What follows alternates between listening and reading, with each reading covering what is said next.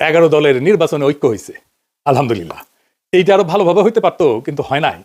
যাই হোক, অসুবিধা নাই। এই জোটকে এখন বিজয় হইতে হবে। বিজয় হইতে পারলে এটা বাংলাদেশের গেম চেঞ্জার হবে, ইতিহাস বদলায় যাবে, বাংলাদেশের রাজনীতি বদল হয়ে যাবে চিরজীবনের জন্য।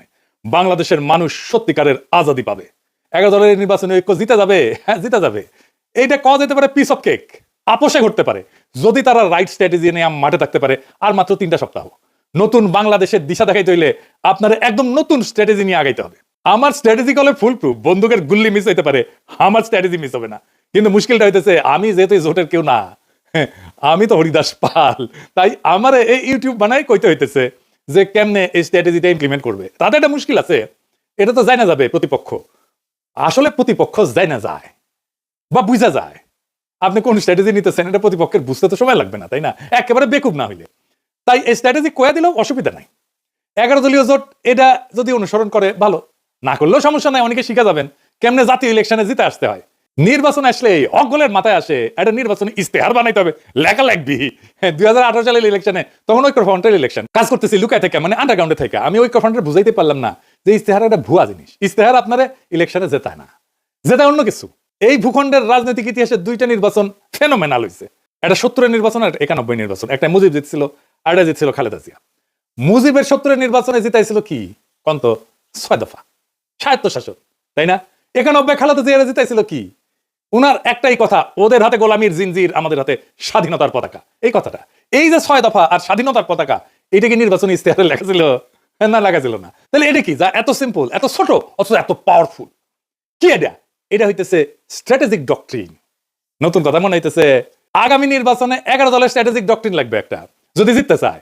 আজকাল আলাপ সেই স্ট্র্যাটেজিক ডক্ট্রিন নিয়ে আসেন। আগে বুঝে নিই কেন স্ট্র্যাটেজিক ডক্ট্রিন ইস্তেহারের চাইতে অনেক বেশি গুরুত্বপূর্ণ, আর স্ট্র্যাটেজিক ডক্ট্রিন আসলে কি, এর হাতি না ঘোড়া। আসেন আল্লাহর নামে শুরু করি।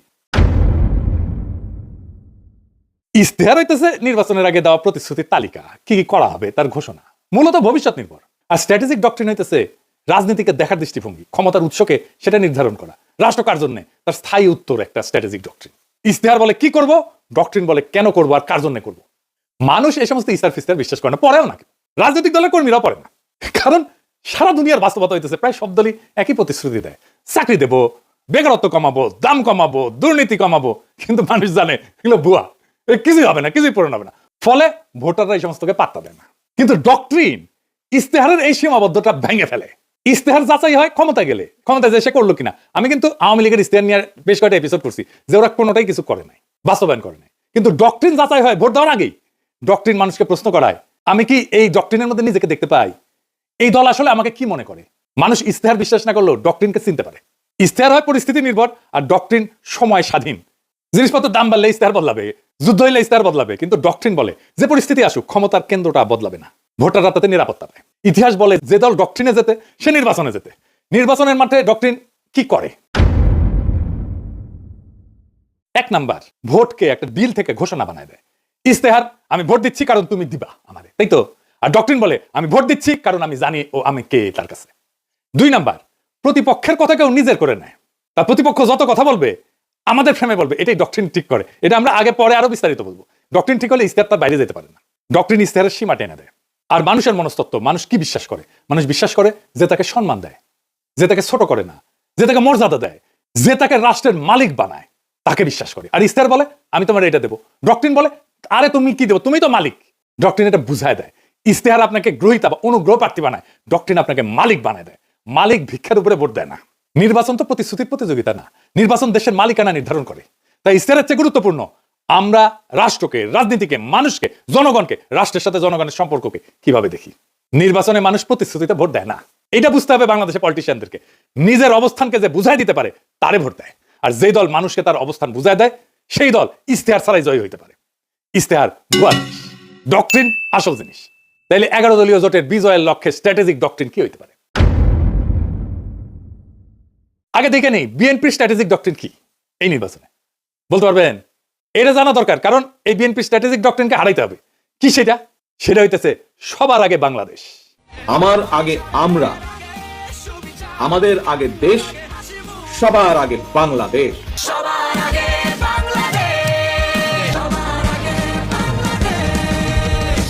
দেখেছেন উনারা সচেতন ভাবে করছেন কিনা এটা উনারাই বলতে পারবেন, তবে এটা একটা plain and pure strategic doctrine বিএনপির। সবার আগে বাংলাদেশ এটা কেবল স্লোগান না, এটা একটা ডক্ট্রিনাল স্টেটমেন্ট। এইটাই ক্ষমতার উৎস নির্ধারণ করে। তাহলে এই ডক্ট্রিনাল স্টেটমেন্টের সমস্যা বের করতে হবে। সমস্যাটা কি এই স্লোগানের? সমস্যা বের করতে পারলে এইটারে ফাইট করা সহজ, আর এইটারে ফাইট করতে পারলে বিএনপি পুরা ক্যাম্পেইন কোলাপস করবে। আসেন এটা দেখে নিই, আমরা বিস্তারিত খুঁটায় খুঁটায় দেখবো, তাইলে বুঝবেন এই সরল কথার মধ্যে কি গরল লুকায় আছে। গরল মানে জানেন তো, বিষ বিষ বিষ। তো দানের শীষের এই ডক্ট্রিনে কি বিষ লুকায় আছে সেটা আমরা খুঁজে দেখি। সবার আগে বাংলাদেশ মানে বাংলাদেশ নামে একটা বিমূর্ত সত্তা আছে। সেই সত্তার যে স্বার্থ সেটা জনগণের উপরে প্রাধান্য পাইতে পারে, অর্থাৎ জনগণ আগে না, রাষ্ট্র আগে। এটা একটা স্পষ্ট স্টেট ফার্স্ট ডক্ট্রিন। এটা শাসনের বৈধতা তৈরি করে। এই স্লোগান দিয়ে বলা হয় দেশের স্বার্থে সব কাজ করা হবে, ফলে অধিকার সীমিত করা, মত প্রকাশ দমন করা, কঠোর সিদ্ধান্ত নেওয়া, দমন পীড়ন করা সবই নৈতিকভাবে বৈধ হয়ে যায়। হাসিনার মতো।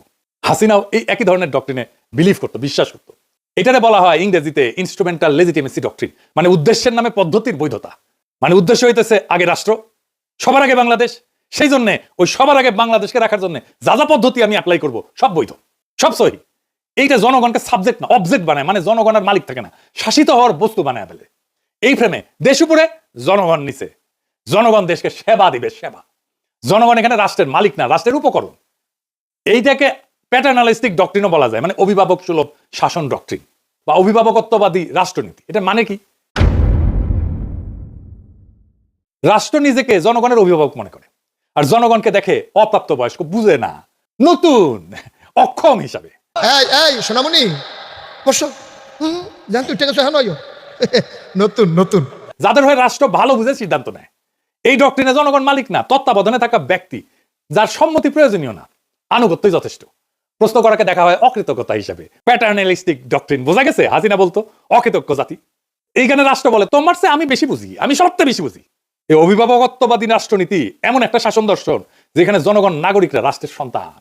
সন্তান বললে ভালো শোনায়, আসলে ওই অর্থে না আর কি, মানে অপ্রাপ্ত বয়স্ক জনগণ। দেখেন সবার আগে বাংলাদেশের ডক্ট্রিন কিন্তু পাল্টায় না কখনোই। মানে ধরেন যুদ্ধেও একই থাকে, সংকটেও একই থাকে, দমনেও একই থাকে। যুদ্ধ মানাবে এটা, সংকটও মানাবে, দমনেও মানাবে, কারণ দেশের জন্য সব যুক্তি খাটে। এটি ডক্ট্রিনের লক্ষণ। ডক্ট্রিন হয়ে উঠতে হইলে এরকম যে কোনো পরিস্থিতিতে এইটা কাজে লাগবে। এটা সীমা টানে না, ক্ষমতাকে অসীম করে দেয়। এই স্লোগানে কোথাও বলা নাই কি করা যাবে না, জনগণ কখন না বলবে, ক্ষমতার সীমা কোথায় বলা নাই। ক্ষমতা নিজেই তার সীমা ঠিক করে। এটা আনচেকড সোভার্নিটি ডক্ট্রিন, সীমাহীন সার্বভৌমত্বের ডক্ট্রিন। এটা নিয়ন্ত্রণহীন সার্বভৌমত্ববাদী রাষ্ট্রনীতি। রাষ্ট্র নিজেই নিজেকে চূড়ান্ত ক্ষমতার উৎস মনে করে, যার উপরে জনগণের সম্মতি, জনগণের জবাবদিহিতা চাওয়ার অধিকার, এমনকি জনগণের এটা সীমা ঠিক করে দেওয়া, এটা কাজ করে না। এই ডক্ট্রিনে ক্ষমতার উপরে কোনো কার্যকর নিয়ন্ত্রণ থাকে না। রাষ্ট্রের স্বার্থ সব প্রশ্নের ঊর্ধ্বে। নাগরিক অধিকার এখানে শর্ত সাপেক্ষ হয়ে যায়। রাষ্ট্র বলে আমি সিদ্ধান্ত নেব, সীমা আমি ঠিক করব, তুমি কোন তেজপাতা, তুমি কোন। তার মানে সবার আগে বাংলাদেশ কোনো আবেগী স্লোগান না, এটা এমন একটা স্ট্র্যাটেজিক ডক্ট্রিন যা রাষ্ট্রকে জনগণের উপরে স্থাপন করে এবং ক্ষমতাকে সীমাহীন বৈধতা দেয়। তাইলে এই সবার আগে বাংলাদেশ এই স্লোগানের স্ট্র্যাটেজিক ডক্ট্রিনকে হারাইবেন কেমনে? এই প্রথম কৌশল হইতেছে এটাকে আক্রমণ করা যাবে না। আক্রমণ না করে হারানো যায়, খুব চমৎকার ভাবে হারানো যায়, অপরূপ ভাবে হারানো যায়, মোলায়েম ভাবে হারানো যায়। কারণ আপনি এটা ব্যাখ্যা করতে পারবেন না এখন কেন এটা খারাপ। আপনি জন ধরে বুঝাইতে পারবেন না, টাইম নাই, কইতে পারবেন না বুঝিস এই স্লোগান কিন্তু তোমার স্লোগান। তাই এইটার কৌশল অন্য। কি সেই কৌশল? এই স্লোগানকে গ্রহণ করতে হবে। আমরা এটাকে গ্রহণ করতেছি কারণ রাজনীতিতে যে স্লোগান জনগণের মনে কিছুটা ঢুকে গেছে, সেটাকে ভাঙা সহজ হয় না, কিন্তু সেটাকে নতুন অর্থ দিতে পারলে জেতা যায়। আমরা এটাকে নতুন অর্থ দেবো। তাহলে কি হবে? Counter narrative. কিভাবে আমরা এই কথাটাকে নতুন মিনিং দিতে পারবো, নতুন অর্থ দিতে পারবো? তাহলে আমাদের এমন একটা স্লোগান আবিষ্কার করতে হবে যে স্লোগানের মানে এই বিএনপি স্লোগান সবার আগে বাংলাদেশের স্লোগানের অনিবার্য পরিণতি বলে মনে হয়, ডেস্টিনি বলে মনে হয়। কি হইতে পারে সেটা? সবার আগে বাংলাদেশের কাউন্টার ন্যারেটিভ হবে আমরাই বাংলাদেশ। ওরা বলবে সবার আগে বাংলাদেশ, আমরা বলবো সেটাই তো আমরাই বাংলাদেশ। এখানে কোনো ঝগড়া নাই, এখানে কোনো কনফ্রন্টেশন নাই, এখানে কোনো কন্ট্রাডিকশন নাই, এখানে আছে কমপ্লিশন, সম্পূর্ণতা। বিএনপি বলছে কি আগে, আমরা বলছি ওইটা আসলে কি, কেন আমরাই বাংলাদেশ। বিএনপির সবার আগে বাংলাদেশ স্লোগানকে আমরাই বাংলাদেশ স্লোগান সুপারসিড করে দেবে। এখানেই মূল খেলা। আমি এখানে কয়েকটা দিক ব্যাখ্যা করবো কেন, কিভাবে এটাকে সুপারসিড করে দেবে। আসেন সেটা বুঝে দেখি, খুব মজা লাগবে। প্রথমে দার্শনিক ব্যাখ্যা, মানে পলিটিক্যাল ফিলোসফির ব্যাখ্যা। বাংলাদেশ জমি না, পতাকা না, সংবিধানে কাগজ না, বাংলাদেশ হলো মানুষের সমষ্টিগত রাজনৈতিক অস্তিত্ব। এখান থেকে আসে জনগণের সার্বভৌমত্ব। মানুষ মানে রাষ্ট্রের মালিক, তাই আমরাই বাংলাদেশ কোনো আবেগিক কথা না, এটা সার্বভৌমত্বের ঘোষণা। বিএনপি দেশকে একটা বাইরের বস্তু হিসেবে দেখে, আমরা দেশকে নিজেদের পরিচয় হিসেবে দেখি। 2 নাম্বার, রাষ্ট্রনৈতিক ব্যাখ্যা বা স্টেট লজিক। বিএনপির ফ্রেম রাষ্ট্র আগে, রাষ্ট্র সিদ্ধান্ত নেয়, মানুষ উপকারভোগী। আমাদের ফ্রেম মানুষ আগে, মানুষ সিদ্ধান্ত নেয়, রাষ্ট্র মানুষের যন্ত্র। এইখানে ক্ষমতার কেন্দ্রটা বদলায় যায়, এইটাকে বলে সাবজেক্ট শিফট। বিএনপি বলে আমরা দেশ চালাবো, আমরা বলি আমরাই দেশ। এই অবস্থান থেকে কাউকে হারাইতে গেলে বলতে হয় তুমি দেশ না, এইটা তো সে বলতে পারবে না। রাজনীতিতে এর আত্মঘাতী কথা আর নাই। 3 নাম্বার হইতেছে পলিটিক্যাল স্ট্র্যাটেজির ব্যাখ্যা। এটারে বলা হয় ক্লাসিক ফ্রেম হাইজাকিং। বিএনপি যতবার বলবে সবার আগে বাংলাদেশ, ততবার তারা আসলে বলবে আমরা আগে। তারা নিজেরাই জনগণকে কেন্দ্র বানাবে, আমাদের ফ্রেম রিপিট করবে। এটারে বলা হয় নো এসকেপ ন্যারেটিভ। ওরা কথা বললেই আমার ভাষায় কথা বলবে। 4 নাম্বার হইতেছে মার্কেটিং ব্যাখ্যা, পলিটিক্যাল মার্কেটিং আর কি, মানে পণ্যের মার্কেটিং না। বিএনপির স্লোগান অ্যাবস্ট্রাক্ট প্রোডাক্ট সেন্ট্রিক, মানে মানুষ শুধু সমর্থন করে। আমাদের স্লোগান আইডেন্টিটি বেসড, মানুষ নিজেকে এটার ভিতরে দেখতে পায়। মানুষ পোস্টারে লিখবে আমরাই বাংলাদেশ, কারণ এটা স্লোগান না, এটা সেলফ আইডেন্টিটি স্টেটমেন্ট। মানুষ যেটা নিজের পরিচয় মনে করে ওইটার সাথে বিশ্বাসঘাতকতা করে না। বোঝা গেছে? খুব সিম্পল 2টা শব্দ, বিধ্বংসী। আপনাদের মনে আছে আওয়ামী লীগের জয় বাংলা স্লোগানটারে ক্যাপচার করিয়া ধ্বংস করে দিছিলাম। আগে ক্যাপচার করছি, তারপরে ধ্বংস করে দিছি, ডিস্ট্রয় করে দিছি। বেশি দিন আগের কথা না, মনে আছে না? যেই স্লোগান তাদেরকে উদ্দীপ্ত করার কথা, সেই স্লোগানটাকে আগে ক্যাপচার করিয়া ধ্বংস করে দিছিলাম একেবারে পুরাপুরি। এই টেকনিকে এবার আসেন ইলেকশন জার্নির আর্ক। সেটা আবার কি? এটা আসলে কি? নয়া নয়া জিনিস করছেন দাদা, কঠিন মনে হচ্ছে। আরে কঠিন না, সেল চালাইয়া বুঝে যাবেন। আসেন সেল চালাইয়া বুঝে নি। এইটা আসলে ভোটের আগে থেকে ক্ষমতায় যাওয়ার পর পর্যন্ত জনগণকে একসাথে নিজের সাথে যুক্ত রাখার রোডম্যাপ, পথ নকশা। এখানে ভোট শুধু একটা ঘটনা, পুরো গল্প না। ঠিক আছে? বর্তমান বাংলাদেশের বাস্তবতাটা কি? এটা কি জন অসন্তোষ এটা দিয়ে শুরু হয়? তা না, শুরু হয়েছে একটা হতাশা দিয়ে, গভীর হতাশা দিয়ে, একটা ভ্রম দিয়ে, একটা ভুল দিয়া। সব বদলাইছে মনে হয়, কিন্তু আসলে কিছু বদলায়নি।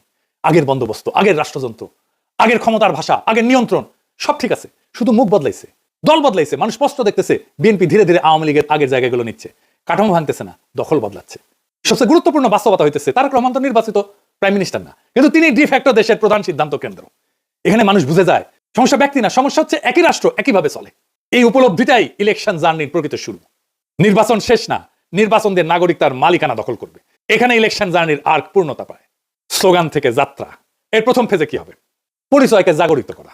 আমরাই বাংলাদেশ, এটা আমাদের পরিস্থিতিকে জাগ্রত করবে। এই পর্যায়ে প্রতিশ্রুতি কম, দর্শন বেশি। এর লক্ষ্য কি? মানুষ ভোটার না, মানুষকে বলা আপনি একটা পলিটিক্যাল এন্টিটি, রাজনৈতিক সত্তা। 2 নাম্বার ফেজে কি? নৈতিক প্রশ্ন, মোরাল কোশ্চেনিং। এইখানে প্রশ্ন উঠবে আমরাই যদি বাংলাদেশ হই তাহলে এত অন্যায় কেন, এত অবিচার কেন, এত বেইনসাফি কেন? এখান থেকে আসবে ইনসাফের প্রশ্ন। ইনসাফ মানে ভিক্ষা না, দয়া না, অধিকার ফেরত নেওয়া। মানুষ তখন বোঝে অন্যায়টা তো তাহলে আমার বিরুদ্ধে, বেইনসাফি তো আমার বিরুদ্ধে। আমরাই যদি বাংলাদেশ হই আর এই বাংলাদেশে যদি বেইনসাফি থাকে তাহলে এই বেইনসাফি আমার বিরুদ্ধে, কারণ আমি তো বাংলাদেশ। 3 নাম্বার ফেজ ইনসাফের কাফেলা। এটা একটা কালেকটিভ জাস্টিসের ফেজ, সম্মিলিত ন্যায়ের যাত্রা। মানুষ বোঝে আমি একা না, আমার অভিজ্ঞতা সবারই এখানেই জন্ম নেয় কাফেলার ধারণা। কাফেলা মানে পার্টি না, কাফেলা মানে পোস্টার না, এটা একটা নৈতিক যাত্রা। আমার ভোটটা তো দেওয়া হবে তাকেই যে আইন বানাবে, যেকে আমি সংসদে পাঠাচ্ছি। এটা একটা যাত্রা, যে আইন সমাজে ইনসাফ কায়েম করবে।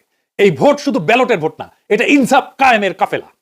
4 নাম্বার ফেজ আজাদির দোরগোড়ায় পৌঁছানো। শেষ পর্যায়ে প্রশ্ন বদলায়, কে ক্ষমতায় যাবে এটা প্রশ্ন না, বরং আমরা কিভাবে শাসিত হব সেইটা প্রশ্ন হয়ে দাঁড়ায়। আজাদি মানে নিজের জীবনের উপরে নিজের কর্তৃত্ব। এখানে নির্বাচন ক্ষমতার উৎস না, এই নির্বাচন হইতেছে আজাদির দরজায় পৌঁছানোর মাধ্যম। ইনসাফের কাফেলা দিয়ে আজাদির দরজায় পৌঁছানোর মাধ্যম হইতেছে নির্বাচন। তাইলে কেন এই যে সিম্পল মেসেজ আমরাই বাংলাদেশ, এটা কেন আমাদের জিতাই দেবে? 5টা সিম্পল কারণে জিতাই দেবে। 1 নাম্বার, এটা ঝগড়ার রাজনীতি না। 2 নাম্বার, এটা পরিচয়ের রাজনীতি। 3 নাম্বার, এটা মানুষকে ছোট করে না। 4 নাম্বার, এটা মানুষকে রাষ্ট্র বানায়, মালিক বানায়। 5 নাম্বার, এটা প্রতিপক্ষের মুখে আমাদের ভাষা ঢুকায় দেয়। মানুষ যখন বলে আমরাই বাংলাদেশ, সে আর শুধু ভোটার থাকে না, সে হয়ে যায় মালিক। আর মালিক কখনো ভুল জায়গায় দাঁড়ায় না। এই নির্বাচন সরকার বদলেন না, এই নির্বাচন ঠিক করবে দেশের মালিককে। ওরা বলে সবার আগে বাংলাদেশ, আমরা বলি আমরাই বাংলাদেশ। যেদিন মানুষ এটা বুঝে যাবে সেদিন আর কাউকে জিততে হবে না, নির্বাচন নিজেই নিজের ফল ঘোষণা করবে। সেই দিনের অপেক্ষায় আমরা থাকবো 12ই ফেব্রুয়ারিতে। ইনকিলাব জিন্দাবাদ। আমরা কি চাই? আপনি কি চান? আমি কি চাই? বাংলা কি চাই? মাটির কি চাই? শহীদ কি চাই? আমরা কি চাই? বাংলা কি চাই? 24 কি চাই? জুলাই কি চাই? আমরা কি চাই? ইনকিলাব কি চাই? বিপ্লব কি চাই? জনতা কি চাই? মাটি কি চাই? বাংলা কি চাই?